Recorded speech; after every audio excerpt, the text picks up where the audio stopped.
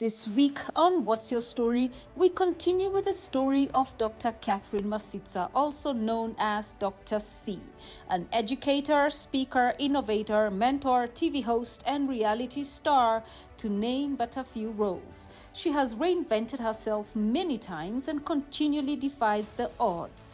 We continue with the story of the fashionista, flamboyant Dr. C on What's Your Story, where everyone has a story.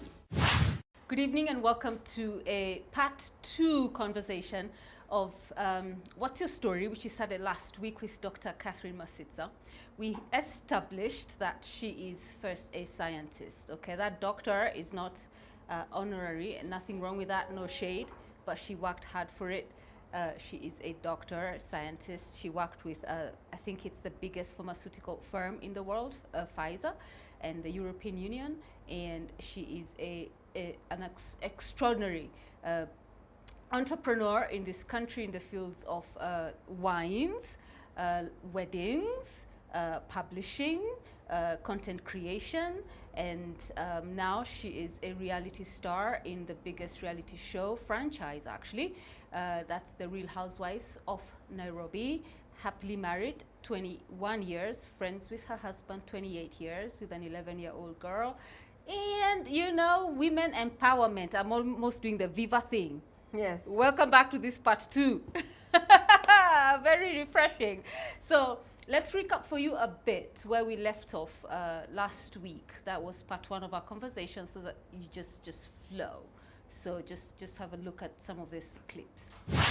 Success, yeah, is my birthright. Hey. I even had written it on the door. I manifested it. Success is my birthright. Oh, yeah? Good girls don't get the corner office. Just do your thing. Yeah. Just stand. You're not asking. Like, just be and do. Yes. Like, be. Welcome back and welcome to the show. Thank you. Yeah, we're on fire over here. Yes. So we left it off as at women, we stop playing small. I think that's how to cap it. Yes. We stop playing small, we stop hiding, we stop letting societal narratives define our purpose, our calling. Especially that. Especially that. And I just, I know I said a lot, but just to recap, because by playing small, we are actually disenfranchising our daughters and our children, because the society loses so much when we go and hide somewhere with the knowledge that we know. Our daughters need to see us in action. Our sons need to see us in action. Yeah. Yeah. So that we can continue to build. Yes. And actually, scientists have found that societies that have older women still participating actively in the society are much stronger societies. Okay. Not just even in the genetic pool alone, but also in terms of healthier and wealthier. Yes. So older women shouldn't be going nowhere. No, they should not actually go anywhere, because you know that self-assuredness that you have. The way you train your daughter is seeing you in action. Like my daughter sees me in action. And she, let me tell you, you try my daughter, she will put you in your place, because she has seen her mommy in action. Yes. Okay? Yeah. So I'm bringing up a very strong African girl, African woman who will stand on a world stage. She knows she's Dr. C's daughter, and you don't play small. For who? She knows it. And I like all the girls to know that. Yeah. And therefore, when I'm there, I'm so self-assured. She will march forward. And as a country, we pick from there. We are not starting from the starting line. No. So when you make women like us disappear, our daughters are beginning afresh. Why? Why should we start afresh? Yes. When we are already at the front of the line, we are just handing over the baton. It's handing over the baton. Yeah. But they need to see us really like it's a race, and we are on the same side, and we are just handing over. We are not going back. You run, you reach there, then you go back to give the baton. No, they pick it from there and run with it. And continue with. Yes, and that's how we shall build a strong Kenya. Yeah, there are women who've gone ahead of us. Women like Wangari Maathai.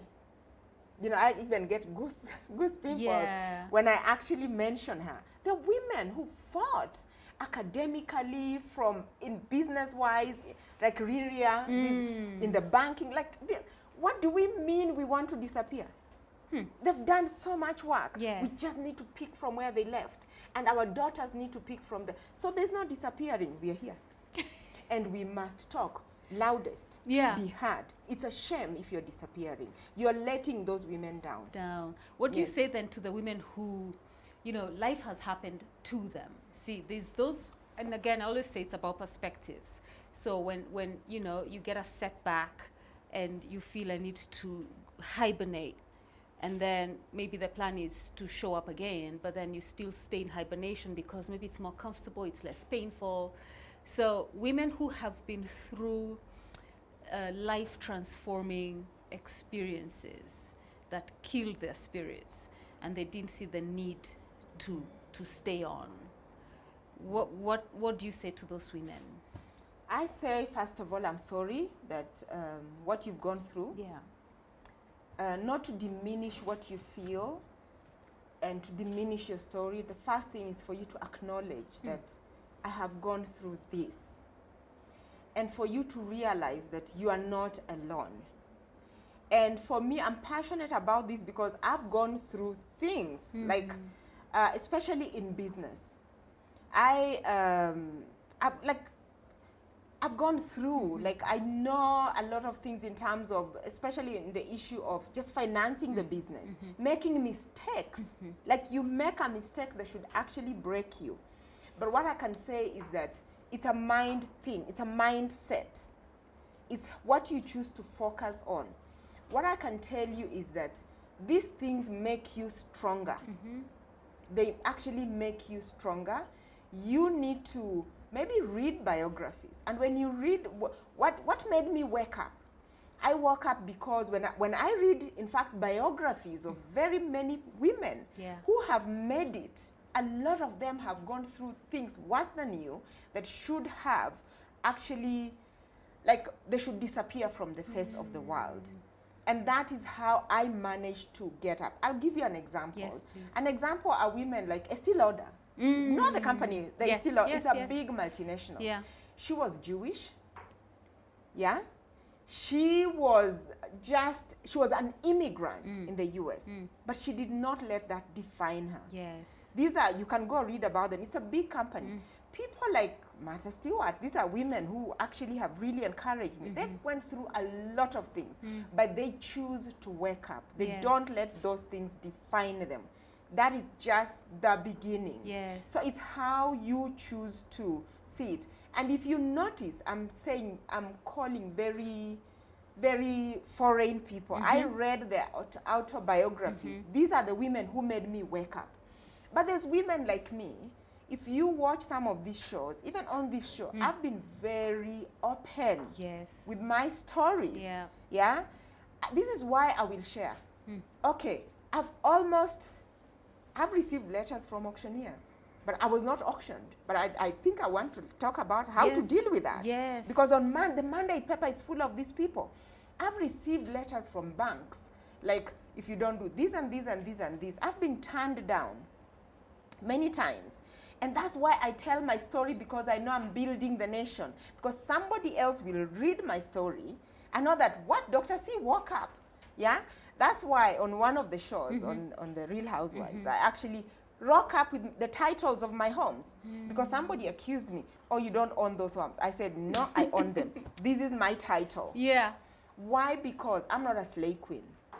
And I realized that we must tell authentic stories. I want African business people to write their stories continentally, because there are people who will wake up. It's very easy for us to celebrate success. But why not talk about when we are in the trenches? When we are in the trenches, that's when the real business is happening. That's when the real... I always tell people, you know, during Corona, one of the guys who had tried to... he had received some auction notice, and I dealt with it. And I told him, listen, it's not because I've refused to pay. I actually don't have the money right now. But what about we work out on a payment structure? And I worked on it and I paid. And we became friends. Half the time they actually just... And now when he was sick in hospital, he called me, Dr. C, I'm actually in hospital and I can't clear my bill. Can you help me? And I sent money. Wow. And we became friends. Yeah. So you just need to know how to deal with some of these things. And I talk about, because people say, oh, how can you talk about that? But I know there's somebody somewhere who cannot wake up tomorrow. They really needed to hear this, to say that you can wake up. You can lose that. I've lost. Yeah. And I've completely, I forget. It is what you choose to focus on. In those times, I decided I'm going to focus on this particular thing and heavily focus on it, forget the other one that I'm losing. And I usually, one of the things I like in the Bible, I know you're a Christian, is Lot's wife. Why are you assuming I'm a Christian? I said, I know you're Christian, so I can say it. Oh, okay. Yeah? You know Lot's wife? Yes. When God wanted to burn that city, it was Sodom and Gomorrah, when he was burning. Yes. And he asked, was it Abraham? Look for one person. Yes. And he chose one person who you should save. Yeah. And he was told to save Lot. And they were told one thing, don't look back. Yes. Do not look back. And as they were walking and they were leaving everything, they had everything. It was success and everything they were leaving. Yeah. She decided to look back. And she looked back and she turned into a pillar of salt. Right. And this is what I want to tell people. Sometimes everything can be burning, but God may be rescuing you from all this that is burning. And sometimes we look back because the mind has this thing of playing on us. And like getting attached to old stories. Getting attached to those things. Sometimes you have to not look back and just start afresh. Yeah. In 2007, 2008, we started afresh. We lost everything because of post-election violence. Yes. And we were starting afresh. And we didn't look back. I had to drop a lot of things. I dropped Going Out magazine because it's like you're at the front. You're fighting at the front line. Who are you going to rescue? Some soldiers are dying. Are you going to look at the soldiers who are dead, or you're going to look at the ones who look like they can survive and help you continue? Yeah. So I dropped Going Out magazine. I used to publish a magazine called Businesswoman Magazine, where I would tell stories of just business, because I realized I didn't know anything. So as I published the magazine, I was learning about it, about business. And at that time, I let society things really get to me. Like, what are you telling us in business? And you are even almost, your home is almost being auctioned. You're going through all those things. Yeah. So part of it was not just finances, I dropped it. Yeah. And a lot of women still call me. I came across this magazine. Oh my God, where can I buy to date? They still call me. And I chose to focus on what can I save? Yeah. What can I salvage out of this? Yeah. And I usually say in business and even in life, it's a war. It's war. If you're not fighting spiritual wars, you're fighting business wars. Yeah. It's war. Yeah. And you have to choose and pick and not look back. So don't be like Lot's wife.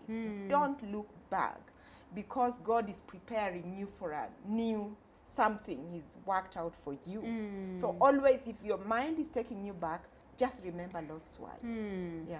So two things I hear from that, which is, you said you have to choose. You have to choose. Like you kept saying that, choose. So ultimately, it's what I'm hearing from you is choose yourself. You know, many times we wait for people to come save us, but if it's dying or dead back there, then do this for you, because you put yourself down, others come and trample on you, okay? People want you to be down, so they come trample. Yes. That example you gave of especially women just wanting to cut you, you know, they just want to cut you because people are not happy for you. So in choosing yourself and not having the expectation of whether this relative will save me, my best friend will save me, this will save me. You kept saying choose, choose, choose.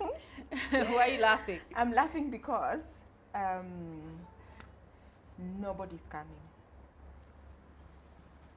Nobody. There's no one coming to rescue you, especially girls. Nobody's coming. Nobody's leaving their wife for you. You had to go there. I had to go there.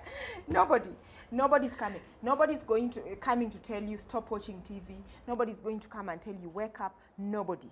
You have to wake yourself up.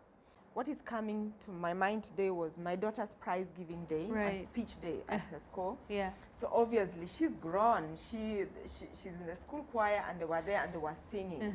And this song that I haven't listened to in a very long time, it's called One Moment in Time by Whitney Houston. Yes.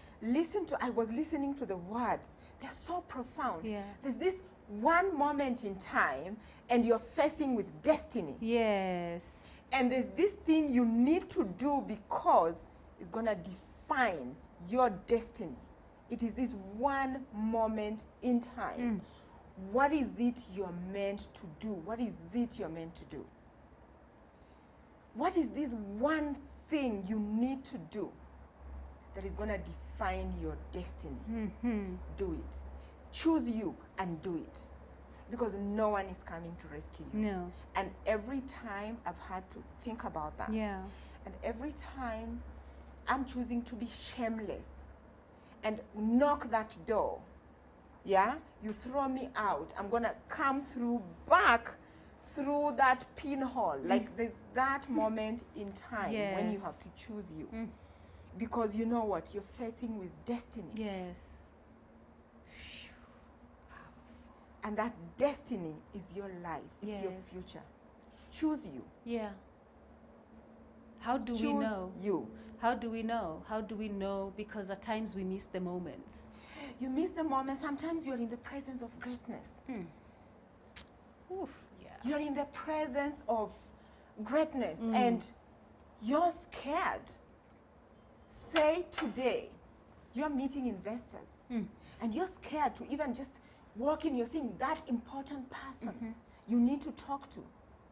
There's that evening you need to go to for networking. You're there, you're shrinking like a leaf. Remember, it could be that moment in time when you just need to wake up and be shameless and go and say hello to that person. Shake their hand with a firm handshake. Yes. And give your elevator pitch. Yeah. Who we are. Yeah. What you can do for them. Yeah. It's those moments in time. Yes, when you have to choose. It is those moments in time when you are not feeling like even waking up and making that cold calling. Yeah. Making that sale. You're scared, they're going to turn me down. But what if that is the phone call of your destiny? It is a moment in time when you have to choose you have to choose your destiny. Yes. You know, I meet so many women, and I don't know how this has translated to a women conversation, but the men also. This applies actually to both genders. So I've met many women, and they write to me, and they have mommy wounds. So you see how you'll go for your daughter's prize giving, and you're empowering her, and she's observing you, and you're encouraging her, and you're teaching her how to be the future Wangari Maathai, so to speak. And there are women to this day, and they write, and they say, oh, I watched your show, but I don't talk to my mom because of the things she said to me growing up, the things she made me do. So people are carrying mommy wounds, daddy wounds. So they want to wake up, but are held back, the things Lot and his wife left behind, because they remember how they were put down. So not everybody is raising their girls or their boys in the way that you are. Because maybe their sons or daughters remind them of a life that they want to forget. And so parents are unleashing trauma on their kids.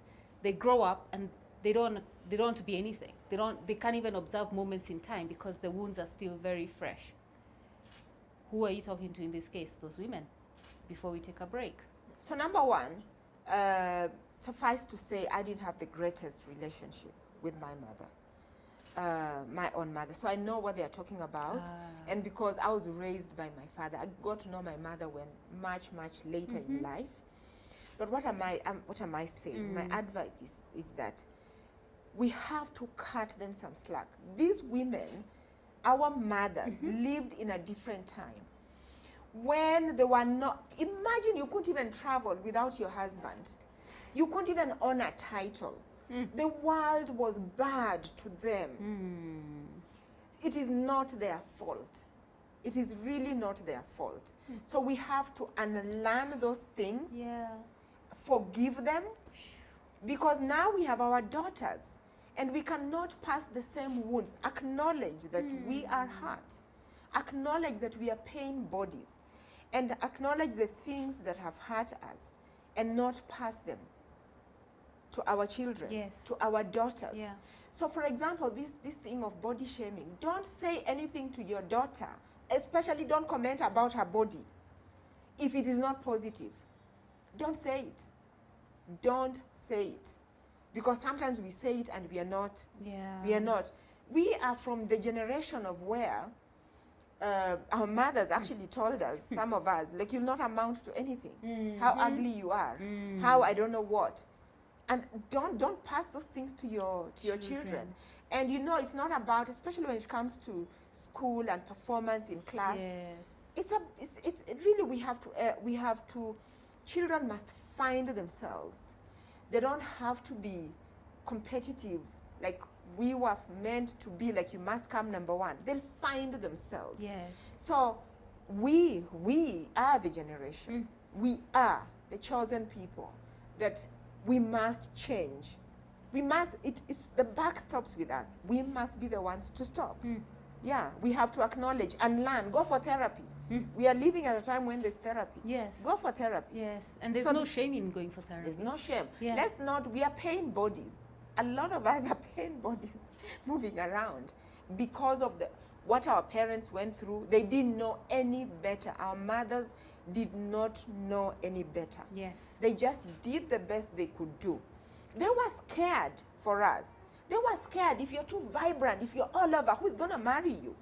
You know? So I remember personally telling my own mother that, because she was like, oh, now, you know, you need to learn how to cook properly, whatever. I said, who told you I'm going to be cooking in my house? Yeah, I'm working so hard. I'm just going to have chefs and everything. So I don't care. And even at my own wedding, I remember my father threatening, not even threatening. One of the things he said that if you're marrying our daughter to be a chef, no, she's not. She's not a chef. Don't do that. She don't do that. We are telling you right now. And now. Don't beat our daughter. It was even in the marriage contract. There was a contract. There was a contract. There was a written contract with witnesses. Don't beat our daughter, number one, and she doesn't cook. And do you? So you know it. Do you now? For me, cooking is a creative process. It's so creative. Like, I have to think, I have to be in the mood. And then I will create. If not, we've got chefs who will cook. It's like that. We've got chefs who can cook. So we're taking a break. Then we come back to the last part of the show. So you want to take us to the break? So we're going to take a break and come back and talk more about becoming Dr. C. There you go. Ask yourself, when you're leaving in the morning, if I was fearless today, what would I do? Be fearless and go and do that which you want to do. Just be fearless and do it.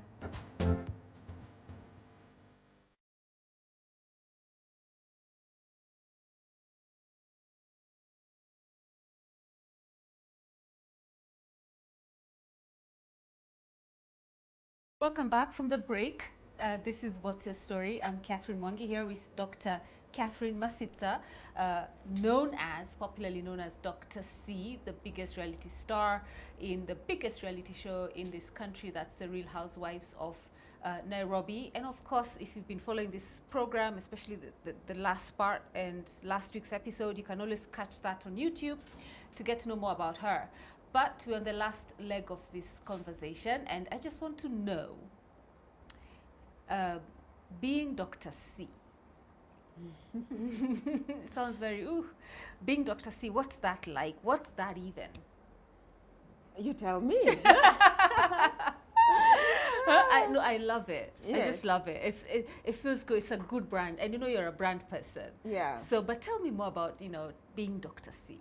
Well, being Dr. C is about being real. Yes. It's about living life on your terms. I like that. Biting it with the biggest spoon. Yes. And just being. But also with style. Yes. Don't just be. Yeah. So Dr. C is a name that was given to me by my consultants. Right. So when I decided to become a winemaker, I hired a couple of consultants to help me along the way in terms of curating the brand and all that. And alcohol is a very tough industry to be in. So I needed to get it right. So I got people, and they call, Dr. C.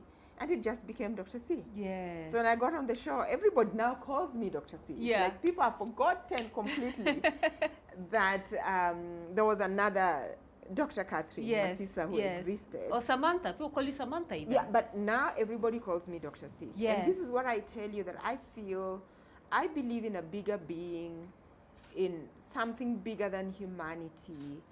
And I felt, there was so much like I've done in the past. I felt like God is telling me, don't look back. Like just move forward as you mean to. Yes. And so I became a winemaker. Yes. Yes, and I'm not like Lot's wife to look back. No. To whatever it is there was, and here we are. And, people ask me, so why did you get into the wine business? Yes, why wine? One of the lines I like to use on the show actually is that I'm a taste maker, but I'm also an acquired taste. Oh. An acquired taste is that thing that you actually, it's a taste that you acquire. Yes. People can look up the meaning of being an acquired taste. But being a taste maker means that for the longest time, as Samantha's Bridal, when we started, our mission was to connect people and cultures by helping them navigate and truly celebrate life's greatest moments. Yes. And I can qualify that a bit in case I'm sounding too corporate. Navigating means you have this party and you want to know, so who are the best suppliers? How do I know it's the greatest party I can have? By connecting you, like making sure you actually celebrate your moments correctly, pointing you to the right people. When can you have it? What should you be wearing? What should you be drinking? What should you be eating? What time of the year is the best one? Where should you be having it? So that is the navigating part. And when you talk about moments, there's so many great moments in life. Weddings is just one of those. And when we talk about even parties, birthday parties, engagement seasons, there's so many great moments in life. Yes. So we found that we have worked with our clients for so long, and when we turned 19 years as a brand, that was like about 2 years ago. Okay. We decided, looks like we've acquired licenses to drive, to drink, and we always knew we wanted to merchandise the brand. And wine was a very easy decision to actually do, because when it comes to a formal celebration, you're always talking about, you then talk about wine. Yeah. People toast to wine. Yes. And in fact, in this season, I've just launched the first Kenyan-owned branded champagne. Obviously, when you say champagne, it is from France, but the brand is actually Kenyan. And why is it important I say that? Because it's important we build strong Kenyan brands. Yes. Apple is American brand. Yeah.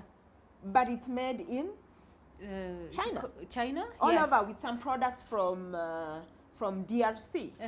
But it's a very American brand. Yes. Coca-Cola is an American brand. But it is made everywhere, including in Kenya. So Samantha is a household heritage brand. I dare say it is a heritage brand. Everybody knows about the brand. I've been in people's homes and through the shows, through whichever way. And so for us, we decided we launched the wine. So we have the wines. We have a dry red, a dry white, a sweet white, a sweet red. We've got a sparkling. we've got a Prosecco and a sparkling and a champagne. So we increased our SKUs Yes. to 10. And why was it important for us to actually launch the sparkling one? I want to toast to strong Kenyan hardworking people. This is the wine you toast. You toast when you have worked really hard. And you know the Kenyan people, we are hard working. Yes. We work hard. When we can laugh at our failures, we can celebrate our Yes, successes. yes. All of that is the tapestry. And I chose my wedding anniversary to actually launch the sparkling wine and the champagne because That's awesome. we as a marriage, Yeah. in love and in business, we've seen it all. We've had highs and lows. Yes. We're not shying away from anything. It's part of who we are. It's part of our tapestry. You cannot tell my story without saying everything. Yes. So I want people to be able to celebrate and drink. And when you drink this product, Yes. this wine, you think of you're waking up tomorrow because Dr. C woke up. She woke up when the going was tough. She woke up when she needed to celebrate and never shied away from talking Yeah. about our celebrations because it's legit. My business is legit. Yes. Yes. That's why I talk about it every day. Yes. Like I need young Kenyans to see that you work at it every day. Yes, you'll meet all those people you fear. You will go to the bank, you might be turned down, or they will just say yes. You knock that door, Yeah. and you meet people whom you've never met. Yeah. And they open the door and they give you the chance. Really, truly, that is my story. Yes. I've walked, knocked doors, people have opened them, people I don't even know. And they've given me a chance. So you drink it to remind you, give somebody else a chance because somebody opened the chance for you and you're celebrating. And don't be shy to tell your story because we are working hard. It's for people who work hard. It's not for people who've bribed. No. No, stay away from my product. Yeah, it's for people who are hardworking. Hardworking. Yes, hardworking. And so it's a Kenyans. celebration. It's a celebration. You celebrate. I like what you said. When you drink it, remember Dr. C. Yes. She didn't look behind. Yes, She chose herself. yes, You rose up from the trenches. yes, And you knocked on that door. yes. Because what's the worst that can happen? Yes. I'm a first generation wealth creator. I've created wealth, generational wealth. Okay? And I want you to create your wealth. But celebrate as we go. Yes. Yeah, celebrate every win, every moment. Yes. And that's why I use words like celebrating life's greatest moments.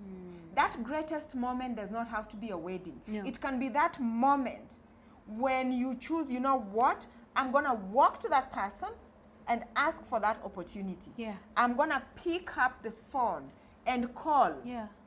You know what? I'm going to wake up, even though I don't feel like waking up. Yeah. I'm going to wake up from my bed, Yeah. dress up, put on the lipstick or whatever, put on that tie, Yeah. and go.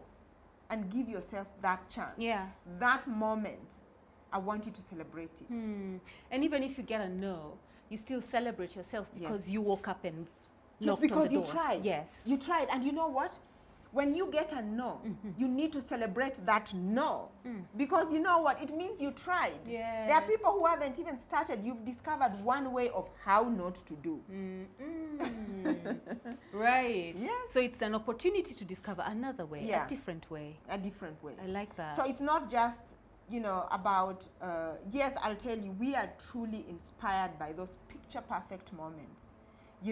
Those personal vows, the handwritten vows, those love stories really inspired us Yes. to come together with this brand. That's what it's about. Yes. But it's also as a business person, Dr. C, as a business person, when I had to make the tough decisions, when I had to make those decisions, when I was celebrating all the wins and even the losses, it's part of this brand. Yes. Yeah. I love that. Yeah, so our wineries are in Valencia, Spain. Our Prosecco is from Italy. Because if it's Prosecco, it's from Italy. It's a very Gotta be regional wine. legitimate. Yes. Yeah. Yes, everything about us is legit. Yes. And I know there are people in this country who cannot tell you legit stories because they are shady. They're shady. They will not even come on a reality. That's why I'm on a reality show. Right. When somebody can just wake up and say what they want to say and you cannot actually even back up No. some of those stories. Yes. Yeah. Actually, now that you We speak are about legit. reality show, I want to go somewhere. Yes. A particular scene. Yes. You wheeled in a coffin. Yeah. At one of the scenes, you wheeled in a coffin to one of your castmates. What was that about? Why a coffin? Well, I know you can't say much, but yes. I'm intrigued by that. So tell me what you can. That is episode 10. Mm-hmm. And this particular episode comes in hot on the heels. It's because one of these cast members had really made it a habit of really taking me back, and I felt it was the whole women race in Kenya. Because I don't stand alone here. I'm not seated alone here. I'm standing on the shoulders of giants, women who are in Uhuru Park fighting. You understand? Yes. For us to have this freedom to talk the way we are talking. Yes. There are women who have gone ahead of us to fight, like to sit in the seesaws. Yeah. So how dare you call me a witch and a fossil? How dare you? Shame on you. That's what I was thinking. And I was thinking, you are in the aesthetics business. There are women who can actually not afford your sunblocks, who cannot afford, not all of us want to bleach ourselves. Women cannot afford those things. They cannot afford. So what do you mean? What do you tell to the woman in Kisii who is about to lose her property, who is about to be lynched because her eyes are red, her skin is wrinkly, because she's on the sun working really hard to fend for her children, and she's being called a witch. And we in Kenya today, statistics, those are, go to Helpage Kenya, they'll tell you. Those are we lose 8 women every last December alone in my village.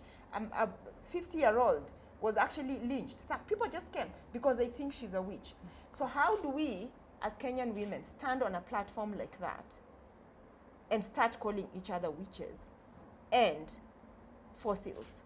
We are on a world stage. Can we give elevated conversation? So I wanted to shut this particular cast member up forever. And it was, for me, it was a statement that if you are going to stand there and call an age shame a woman, or call her any of those names that are actually calling women to die, causing women to die, you're accessory to murder and you're a murderer.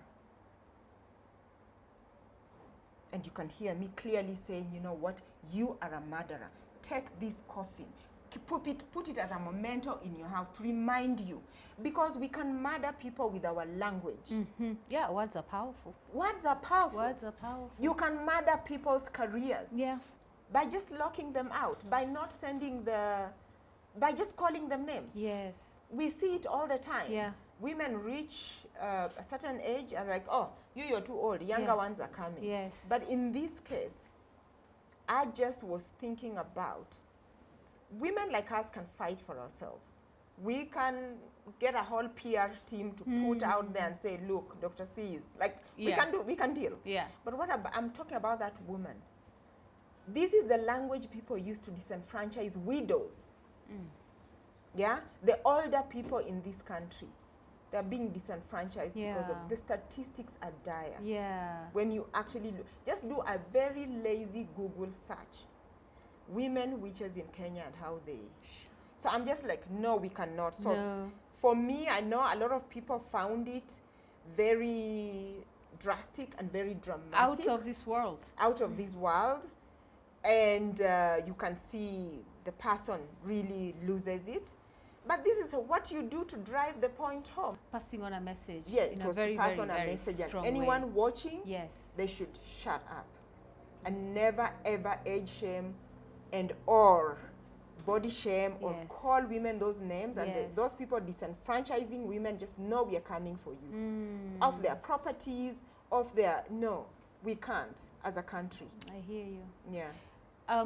Being a reality star on this program, how has it changed, if at all, your life? One of the things I realized is that people just want you to be you. Yeah.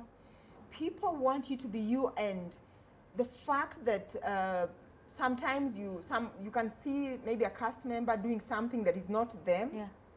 The viewers actually call you out. Very perceptive. So how has it changed my life? I've always lived life according to my terms, but it has really convinced me. And I always say it, I knew it, I was living according to that, but now I am truly living the life of doing me, because everybody is taken. Everybody is taken. I'm just being me. Yeah.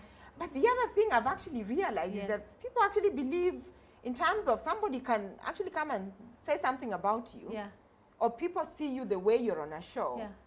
And I've had a couple of my friends, there's a scene where I say, if you tell me, I'll tell. And people sometimes can take things out of context. So your friends are afraid of telling you stuff because they're like, you tell. I'm gonna tell. I hope this is a safe space. And I'm like, okay, there are some things in reality that are hyper. Like, people don't understand what reality is. So on reality, if I come and say, like, you are this and this and this, you need to sort it out there. Because then that will be your legacy. That people will just think that's who you are. If you don't defend it. In normal life, you just walk away. Like, why should I even be talking to you? Never talk to you, block you, whatever, but in reality, you won't do that. You won't. Because there are over 100 million people watching this show. Not just in Africa. By the way, Nigerians love me. South Africans love me. I'm seeing a lot of love there online, whatever. I should now expand my brand to those spaces, and they love me. Viewers are very intelligent.